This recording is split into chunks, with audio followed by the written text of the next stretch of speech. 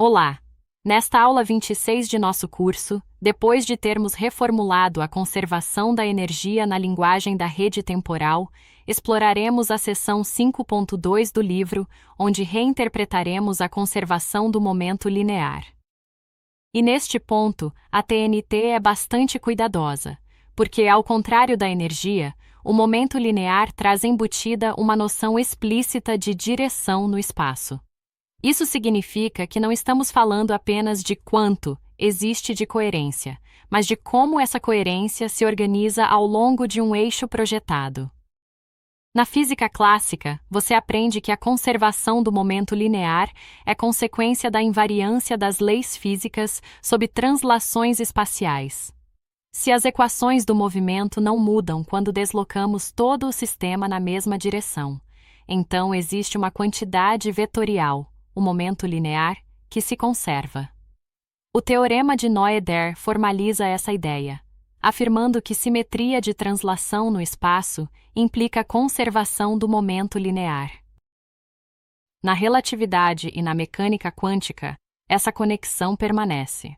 As teorias são formuladas sobre uma variedade geométrica dada, o espaço tridimensional ou o espaço-tempo, e as simetrias desse palco geométrico geram as grandezas conservadas. Em todas essas abordagens, porém, algo é tomado como pressuposto: o próprio espaço. É como se houvesse um tabuleiro contínuo já pronto, sobre o qual as partículas se movem e os campos oscilam. A TNT não aceita esse pressuposto. Para ela, o espaço tridimensional é uma projeção coerente da rede temporal, não o substrato último. Isso significa que não podemos simplesmente partir de translações no espaço como algo dado. Precisamos reformular a pergunta desde o início. Afinal, se o espaço emerge da rede, o que significa exatamente deslocar algo? E o que é, nesse quadro, uma simetria de translação? A TNT começa justamente por aí. Ela retoma a imagem de uma seção coerente da rede temporal. Um conjunto de nós que atingiu um nível suficiente de sintonia para gerar uma região projetável da realidade física. E estudamos isso na aula 10. Enfim, cada nó dessa seção é projetado em um ponto do espaço tridimensional, e as conexões temporais entre os nós carregam informação sobre as modulações de coerência entre eles. Nesse cenário, o momento linear não é introduzido como um vetor abstrato colocado sobre o espaço. Ele é reconstruído como um invariante funcional da própria rede, associado a como a coerência se organiza direcionalmente ao longo da projeção. Em termos conceituais, o livro faz o seguinte movimento. Primeiro, assume uma região da rede em que já existe projeção espacial bem definida. Cada nó coerente tem um ponto associado na nossa espacialidade tridimensional emergente. Segundo, observa que as conexões entre nós carregam fases e pesos funcionais, que dizem quão intensamente um nó modula outro ao longo da modulação temporal fundamental. Terceiro, define o momento linear como uma medida da taxa de variação da coerência projetada, do nó, na direção em que ele se projeta, no espaço. Dito de outro modo, enquanto a energia, que discutimos na aula anterior, mediu quanto, de organização espectral, o nó consegue sustentar, o momento linear passa a medir como essa organização se orienta e escoa, ao longo da projeção espacial. É um fluxo direcional de coerência.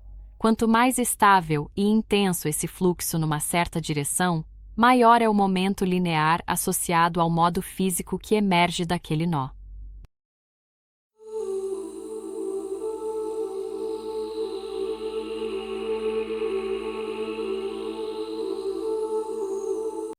Assim, esta aula introduz, em linguagem formal, a ideia de que cada nó acumula uma fase funcional ao longo da modulação, fase que resulta das contribuições de todas as conexões que incidem sobre ele.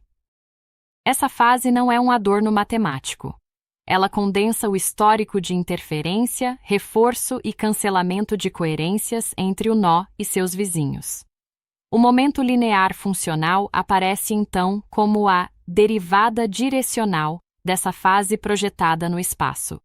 Em outras palavras, é a medida de quão rapidamente a coerência muda quando andamos na direção em que o nó é projetado. Essa interpretação tem consequências profundas. Vejamos 3 delas. Primeira consequência: o momento linear deixa de ser uma quantidade de movimento de um objeto sólido e passa a ser um indicador de como a rede direciona sua coerência em uma certa região projetável. O que se conserva não é o empurrão de um corpo, mas a estrutura de fluxos de coerência entre nós ao longo de uma direção.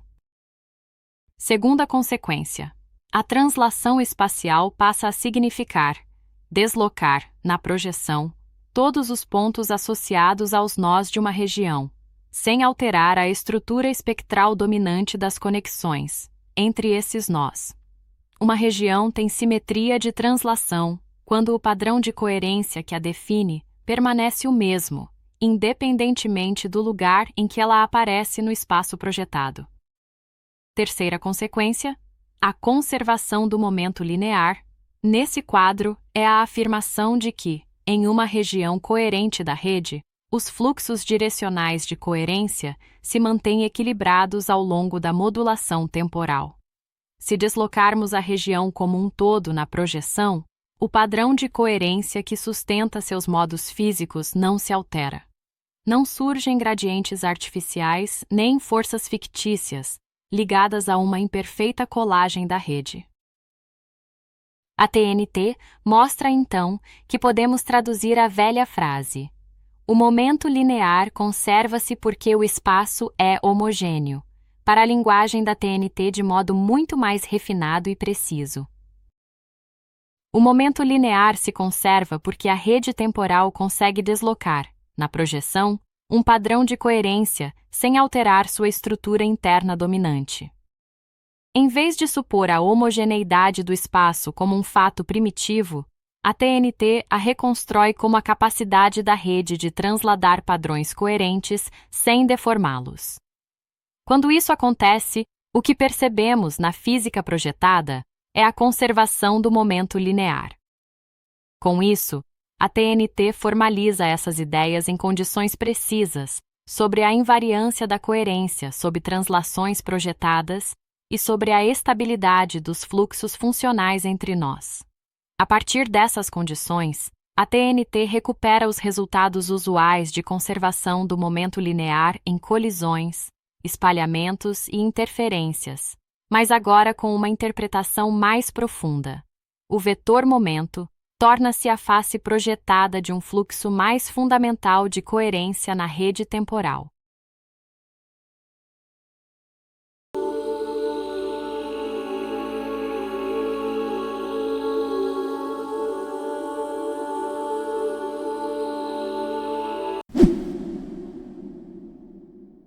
Vimos como a TNT reconstrói o momento linear como um fluxo direcional de coerência na rede temporal.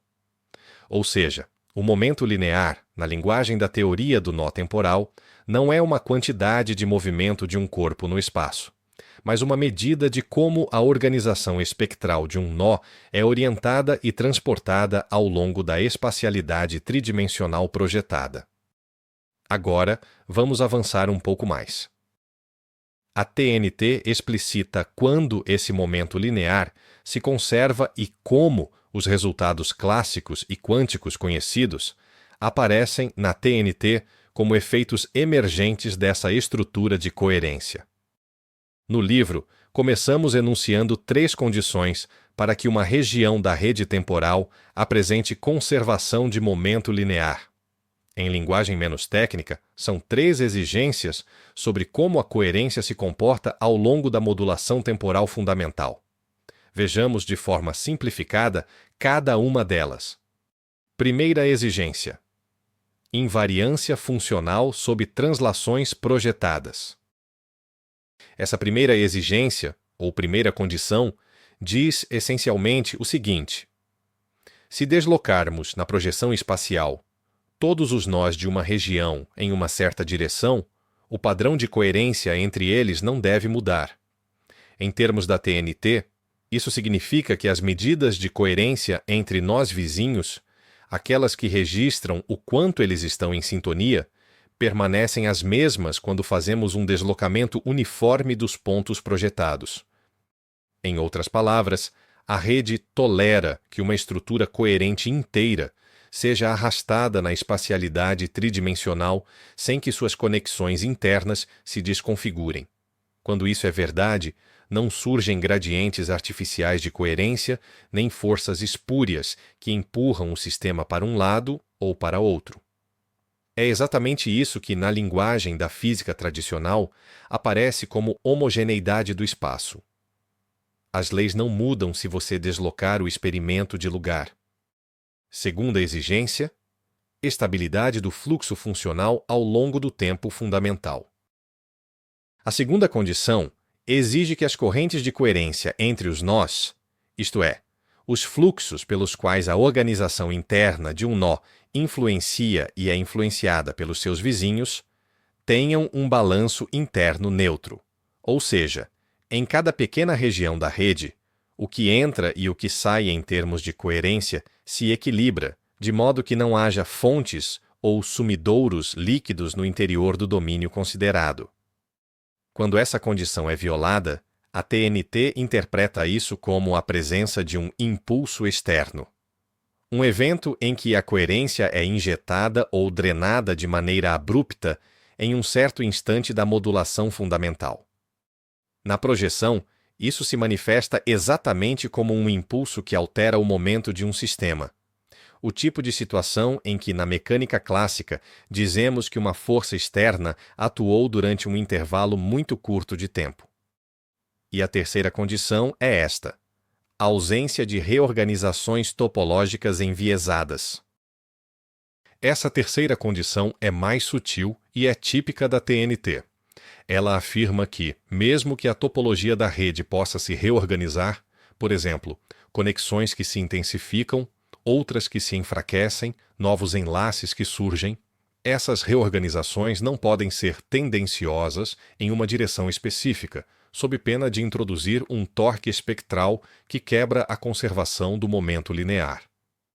Em outras palavras, se a rede rasga, recola ou redistribui conexões de modo assimétrico ao longo de uma direção projetada, isso aparece, na física emergente, como uma quebra da conservação.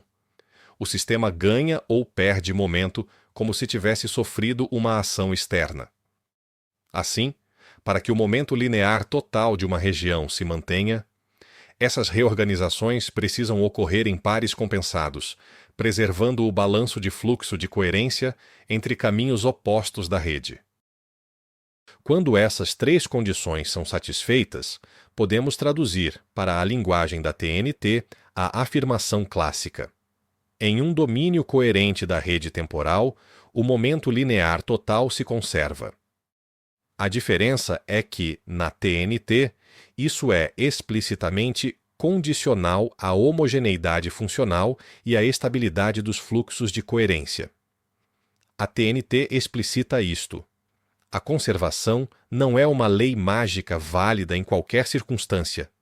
Ela é uma propriedade da rede quando ela consegue sustentar um padrão de projeção suficientemente uniforme.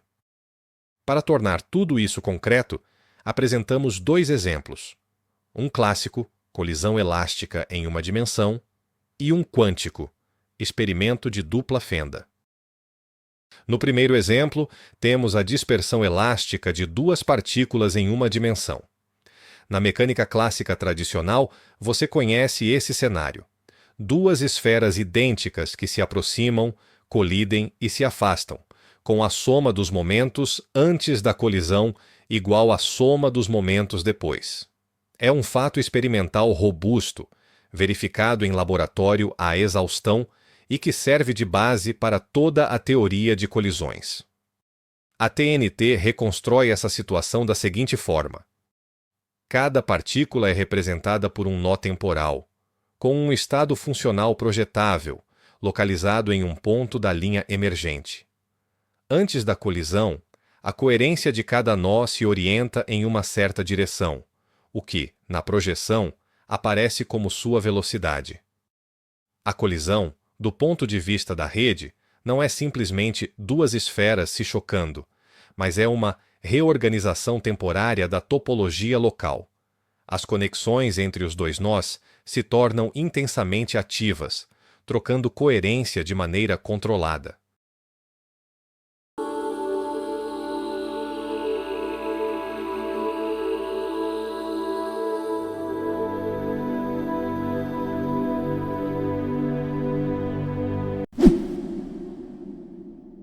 Durante essa reorganização, a soma dos fluxos funcionais direcionais, aquilo que a TNT identifica como o momento funcional total do sistema de dois nós, permanece constante, porque 1.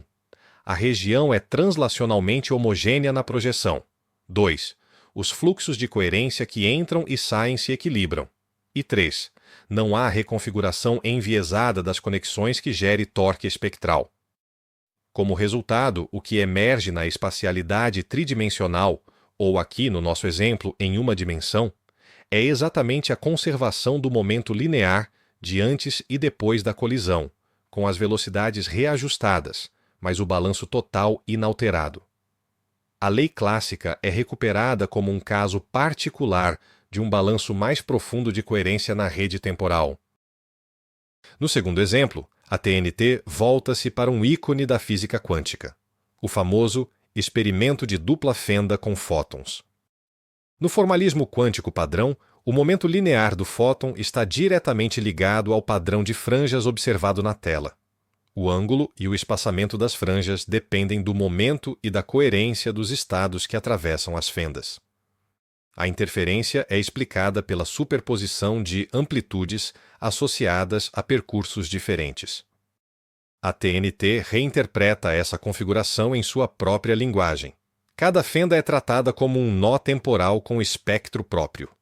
O fóton não é um corpúsculo que decide passar por uma fenda ou pela outra, nem uma onda que se divide em dois caminhos. Ele é um modo funcional projetado da rede, cuja coerência é modulada pelas conexões com os nós fenda. As fases funcionais associadas a cada fenda codificam como a rede organiza a coerência em torno daquele caminho possível. A diferença entre essas fases, quando projetada na direção da tela, orienta a distribuição do momento linear emergente. Onde as fases se reforçam, a coerência projetável aumenta, a intensidade de luz nas franjas cresce. Onde as fases se frustram, a coerência projetável cai e a intensidade é suprimida. O padrão de interferência, então, deixa de ser uma onda passando por duas fendas e passa a ser um mapa visível da geometria funcional da rede naquela região. O gradiente das fases atua como um campo vetorial emergente que orienta como o momento linear é distribuído na tela. Cada franja corresponde a um ponto de equilíbrio entre diferentes caminhos de coerência em competição. Ao modificar a distância entre as fendas, a espessura do material, a polarização ou qualquer outra condição de contorno, estamos, na verdade, alterando o espectro dos nós fenda, e com isso, as condições de interferência da rede. Com esses dois exemplos discutidos no livro, colisão clássica e dupla fenda quântica, encerramos a análise mostrando que a conservação do momento linear na TNT é: primeiro, uma expressão da homogeneidade projetada da coerência espectral. Segundo, uma propriedade emergente da capacidade da rede de transladar padrões coerentes sem deformá-los. E, terceiro, é um princípio condicional que pode falhar quando a topologia funcional se reorganiza de forma assimétrica ou quando surgem termos-fonte de coerência em domínios extremos. Assim, tanto a mecânica clássica quanto a mecânica quântica aparecem como casos particulares de projeções estáveis, onde essas condições são aproximadamente satisfeitas. Assim, o tão familiar vetor-momento se torna, sob a ótica da TNT, a face geométrica de um fluxo mais profundo de coerência temporal. E com isso, concluímos a aula 26. Na próxima aula, analisaremos o momento angular, conectando simetria rotacional projetada e estrutura interna das conexões espectrais da rede. Até a próxima!